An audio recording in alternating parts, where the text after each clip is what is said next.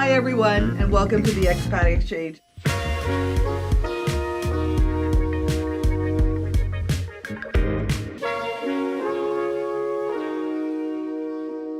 Hello, everyone, and welcome back to the Expat Exchange, the podcast where we explore diverse and rich experiences of immigrants in Canada.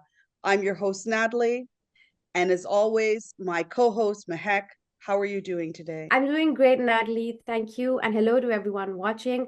I am so excited about today's episode for two reasons.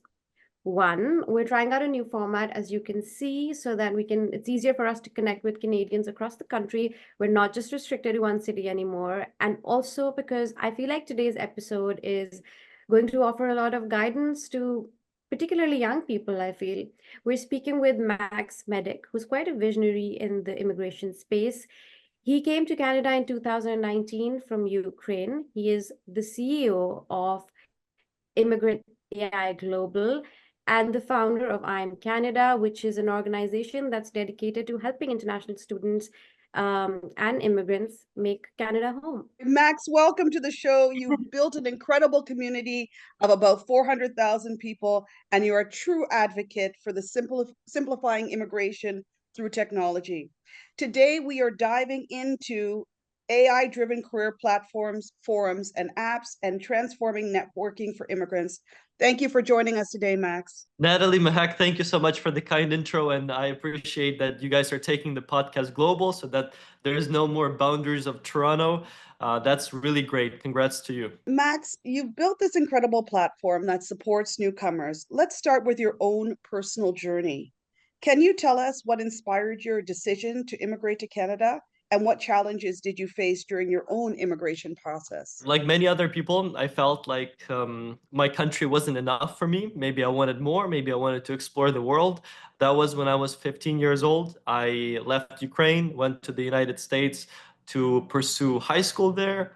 After that, I returned briefly to Ukraine, went to New Zealand, and then from New Zealand, I moved to Canada, which was 2019. So I had the chance to experience three different immigration systems, identify different issues that come across for many immigrants and help them overcome them through information and support systems. Information was social media, and support systems is our AI platform. When you look back at your own personal journey as an immigrant, were there any aspects that you found more challenging than you had anticipated? Certainly. I think, especially if you think about leaving at a young age, there is a lot of emotional challenges as well as technical challenges, right? So technical challenges is something to do with the way the system works. So that's the immigration website, the government, different support systems, the educational system, all of these things which are more technical is one element, which I'm sure a lot of our listeners are familiar with.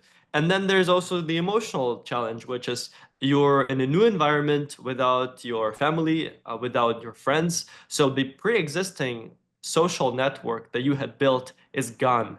And now you're starting from scratch, building up your personal brand, reputation in the new society, in your community, finding people you can relate to, making friends. And that comes with a lot of dark moments, right? When you start considering perhaps I'm not strong enough for this, or I could go back home and have my life on the easy mode again. But then you go back to where you started from, that notion that, hey, the world is huge. There are so many opportunities and abundance of them. Why do I limit myself to just one country, one community if I can be global? I can really, really relate to that as an immigrant myself. I feel like you're echoing how I feel. Yeah, So, there you go. I'm glad. so what is something that surprised you about Canadian culture or the way of life when you first arrived here? A lot of things, Natalie. I would say that the biggest one, which is very relevant to today's setting, is I was surprised how un-American Canada is, how it's not the US. Because we are fed this notion in the United States, at least where I was, and mind you, I lived in Boise, Idaho, a very red state, that Canada is like us. We are one, basically. And then I came to Canada and I realized it's a different culture, different way of living. Canadians care about different things. Canada will never be US because it's not American. So that's one thing that surprised me.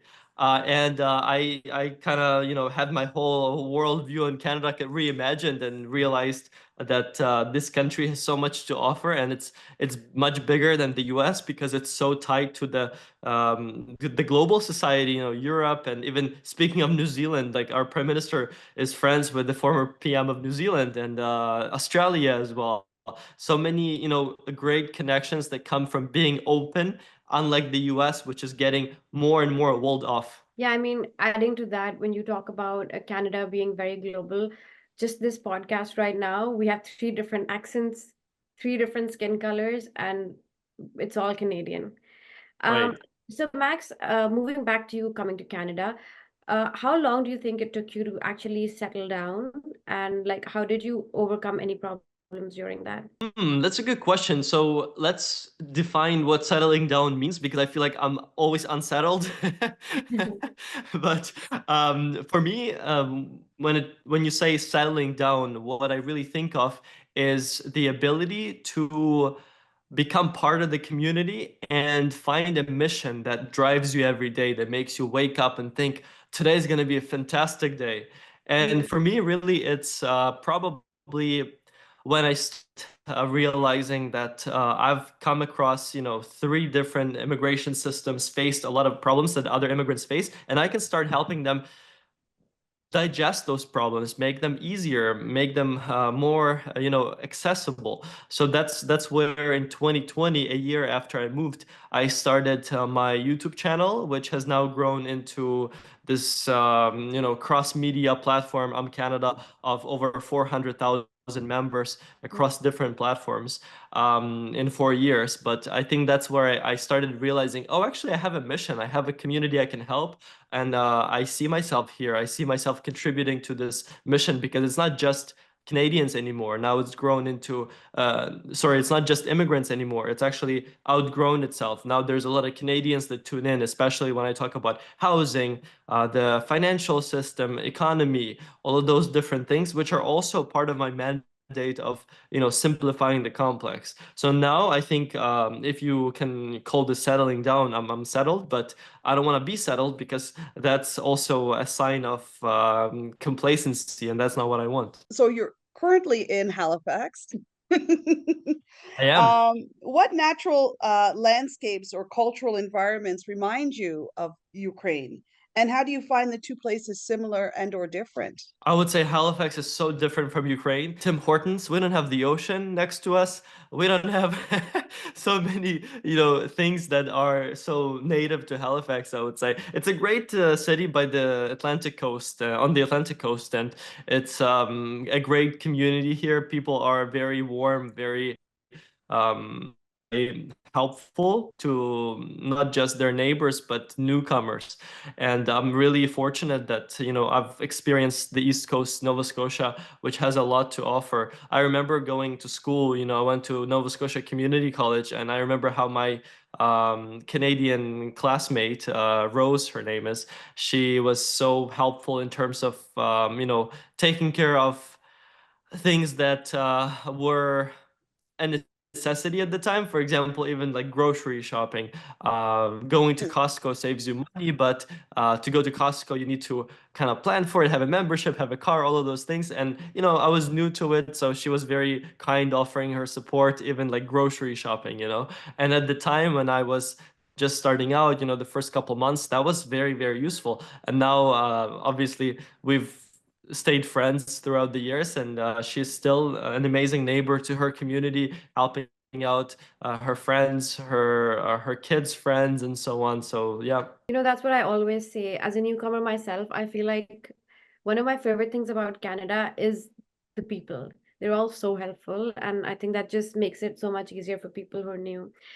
So Max, coming back to the immigration process, what were the specific challenges or gaps that led you to actually want to develop AI solutions for it? Not many realize, but the student visa refusal rate for Canadian study permit is the highest in the world among student visas. It's globally at 37%.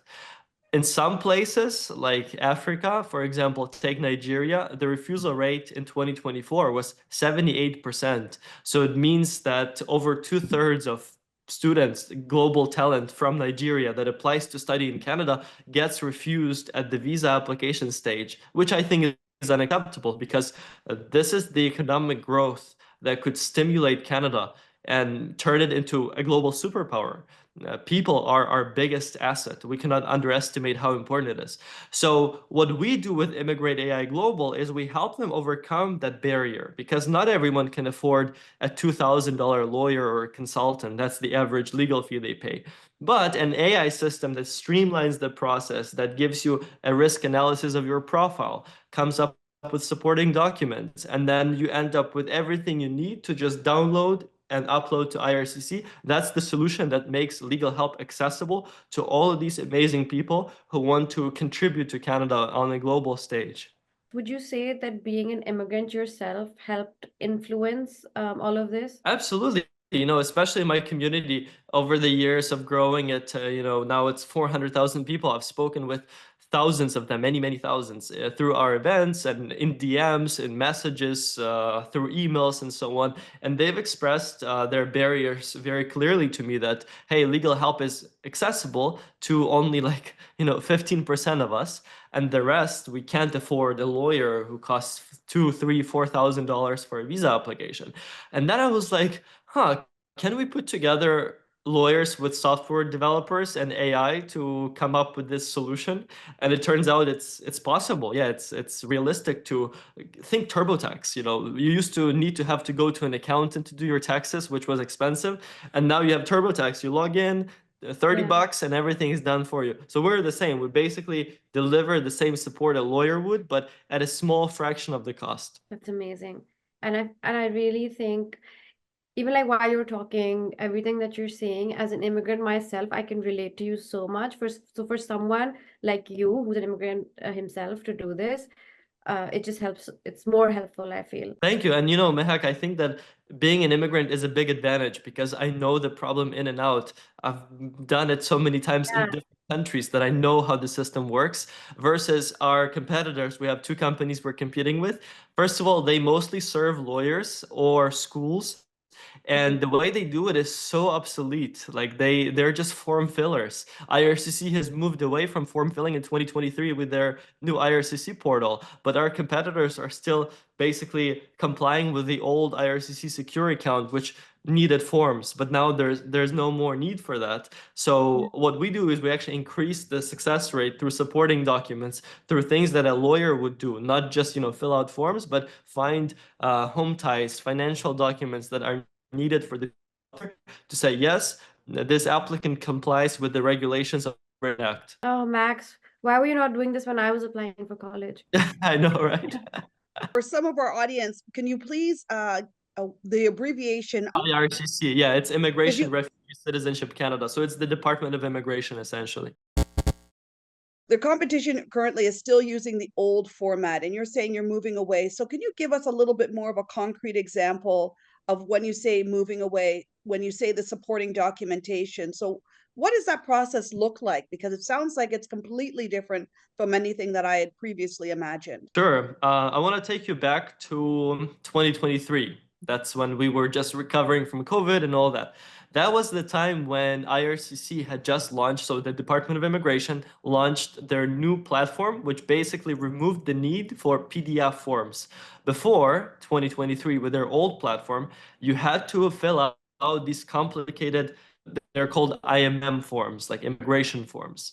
And those IMM forms had a lot of room for error. And that's where my competitors built this solution, which is a form filler. That's all it is, basically. So it doesn't really look at your risks and try to come up with supporting documents like we are, but instead, it just fills out those complicated forms, which was a good solution at the time when the systems were obsolete. But now the government is digitalizing more, they're adopting new systems, they're advancing. And with this advancement comes the new IRCC portal, which does not require these forms. So 2023 onward, the government is moving everything, student visas, work visas, PR, everything to this new portal without IMM forms. And what we do with our software, with our AI platform, is we actually look at your risks. So when you sign up, you are presented with your red flags. Basically, our system learns your profile, compares it to the Immigration Act, and then it shows issues. Okay, there's this discrepancy, this red flag. So you know, okay, these are the potential reasons for refusal. And based on those reasons, we offer solutions such as supporting documents, statement of purpose, all of those things that are generated by AI with AI recommendations, and with lawyers, the same frameworks used by immigration lawyers, but it's AI powered basically. So when you have this tool, this support system, you are basically getting empowered to get to your end result, which is in many cases people want their visa approved. So, Max, when you're developing and updating your services, is there any role that feedback from your community plays in that? Oh, absolutely. Like even now, I'm not sure if I can show it to you. It's kind of top secret now, but maybe I can do like a sneak peek. So we are developing an app that's going to launch mid-June, which will basically change the game when it comes to permanent residency. It will be basically a navigator for people who want to get PR. So now what I've heard from our community members throughout different events is they are bombarded by IRCC news updates. It's too many things at once. They're not sure which permanent residency stream to choose. So with this app, we're basically bringing all of those solutions to them. So they know what's the best PR stream in their specific case, what IRCC immigration news they need to pay attention to, and whether it's a threat or an opportunity in their case. And finally, we'll have something called a countdown. So basically, if there's any deadline, so for example, you have an expiry date in 25 days, or you have this new program opening and the deadline for submission is in 30 days, it would be added to your profile this app so that you would not miss it. You would not miss any deadlines, and you would not miss any programs that could benefit you with your end goal with regarding PR, permanent residency. It's absolutely been incredible, like what you've been able to accomplish. But with that, you've had access to see what's going on with our different government agencies. So is there anything that you've noticed in terms of inefficiencies that you think can improve this process for Canadians? And more importantly, sorry, for immigrants coming here or immigrants that are here already? Yeah, Natalie, it's a great question because it regards not just immigrants, but Canadians, because immigrants bring economic success, economic growth. One number that I want you to pay attention to is $300 million. That's the approximate of how much Ontario missed out on last year because of a few reasons regarding international students and international education. So one of the reasons was that they could not enroll as many students as before because of the international student cap. Yes, it's important to put a cap on students because we need to catch up with our housing and with all the infrastructure available to newcomers. However, another reason that's kind of underlying and not many people see it, that I can spot quite easily just because I'm involved in it, is how students accepted by schools, and then those schools that receive what's called the provincial attestation letter. So let's say that the province of Ontario gives out, let's say, 10,000 provincial attestation letters to, let's say, the University of Toronto. And these attestation letters are then distributed to international students accepted into the school. However, with the acceptance of the school, the student is not being supported enough, which leads to a refusal rate. So with University of Toronto being the top one school, the refusal rate is about 15% last year. So 15% of students accepted by the University of Toronto get refused by the Department of Immigration. But if you zoom out and look at colleges, which are not as high ranking, for example, Seneca College and all those schools, their refusal rates are 40% and more, some 60%. Why? Because in many cases, schools do not offer enough support system for the student they accept to apply for the visa. So they cannot afford to hire a lawyer or consultant for every student. I understand that. But what they could do instead is they could deploy an AI system, an AI platform like ours, to improve how many students get in.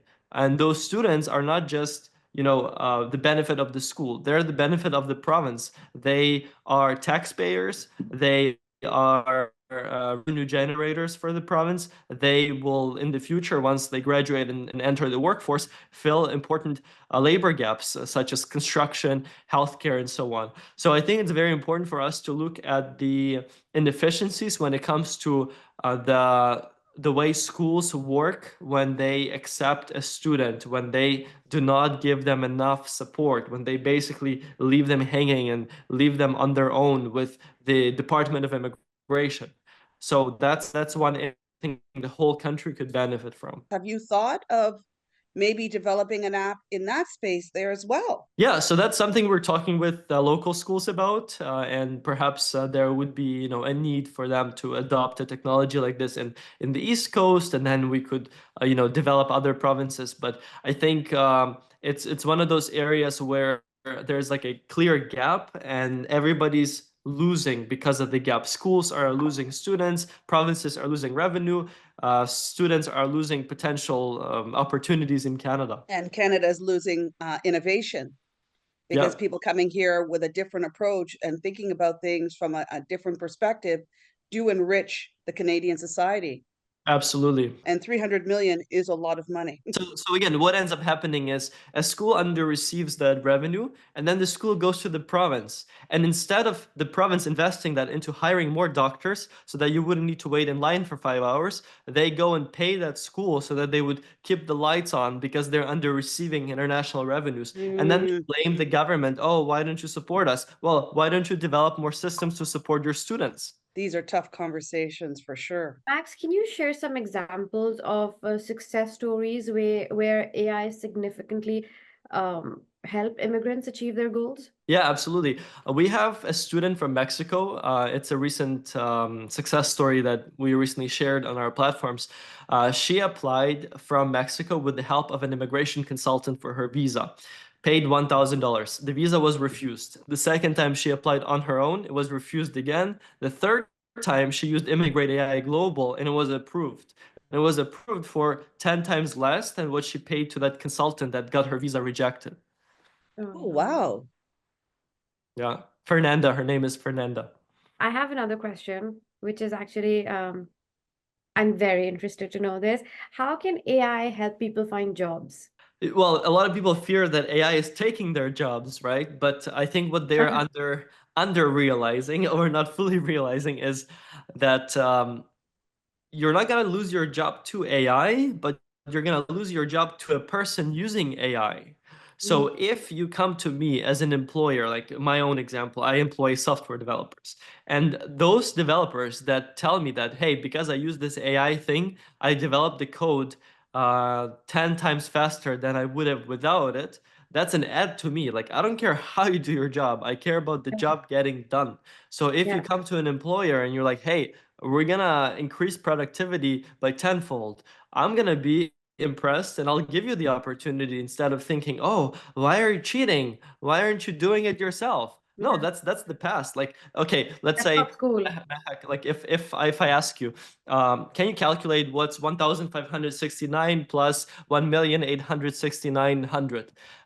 You would use a calculator for that, and I would expect you to do that. I And would I would still never get it right.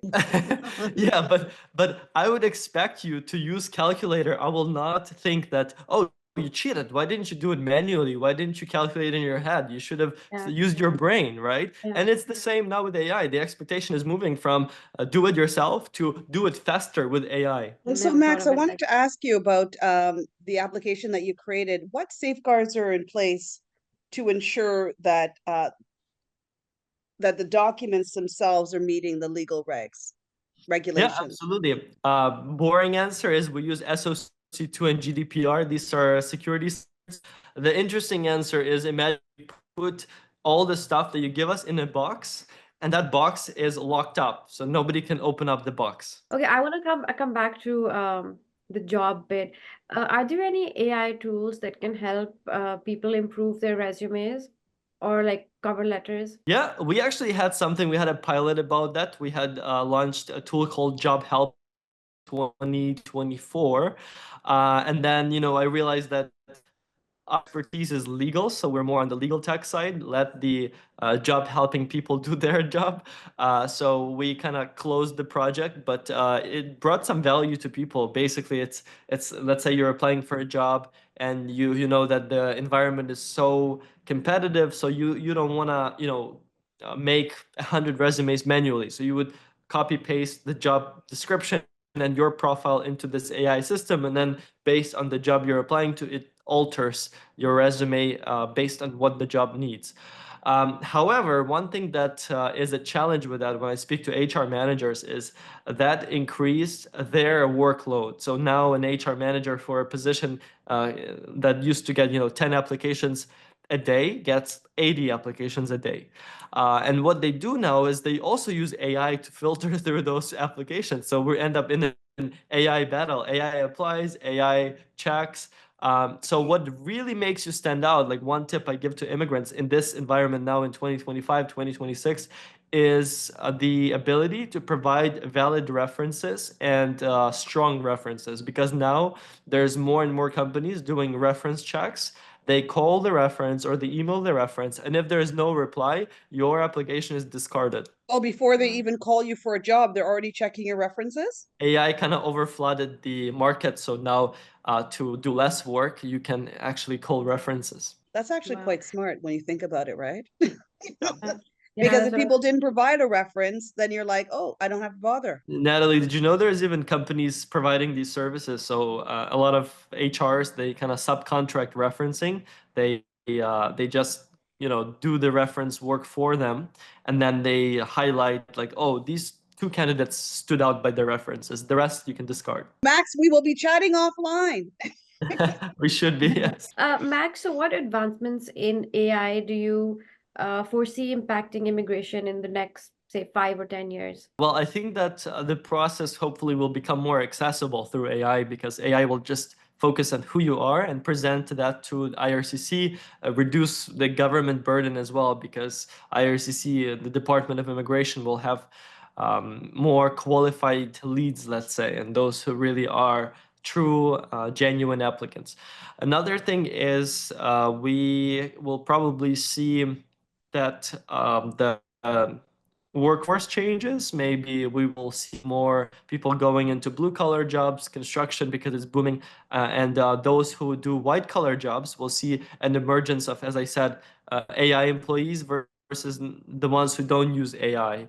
So think of it as, how I picture it, maybe it's going to sound bad, but you know how now we have products with the label made in China versus the product with the label made in France. You automatically think that the made in France one is handmade, it's higher quality, even though the Chinese one could be higher quality. But that perception is really important. So I think we will see also a perception of workers, like those using AI will be seen as more productive, better, faster. And then those who don't have AI skills on their resume will be kind of seen as redundant, like they're not like increasing productivity, but doing the opposite. What would you say for you personally has been the most rewarding aspect of helping newcomers through your platforms? I think the most emotionally touching story that I've experienced, maybe a lot of people in the Arab community would relate, is the one of our clients. She moved with her family from Palestine right around the time when the attack had started. So we helped them kind of get evacuated almost, and then a month later, what I hear is I get a message from her one day. It's so heartbreaking. It reads that thank you, Max, for all the help that your company has provided to us. Our house was bombed today. So they lost their home, they lost some relatives because of this. So to have helped them, start a new life and started in safety, started with so many positive ways to look at life, but also kind of looking back and thinking, what if we were not there for them and they were inside that home when it was bombed? What other platforms are you on? Do you want to share that information for our listeners? I think the easiest way is to just Google me, Max Medyk, or alternatively, you can go to one of our platforms like ImmigrateAI.global. That would take you to our AI platform, and you can connect through the About section or the Team section. You know what, Max, thank you so much for taking out your time today. We really appreciate it. You're one to watch. Like, you're actually one to watch. You've got your hands in a number of different toolkits, and you're navigating this new world with AI generation. So we'll be looking out, and maybe we'll have you back on our podcast yet again. And you might have a new app by then. Thank you, Mehak. Natalie, was great to be part of this, and congrats again on taking the podcast global. I'm sure that a lot of your audience members will benefit from all the amazing guests to come, so they better keep in touch and subscribe. Thank you, Max. It's stories like yours that I feel like are a true testament to the power of hard work and community and innovation, and so inspiring for newcomers like myself. Thank you, everyone, and good day. See you next time on the Expat Exchange.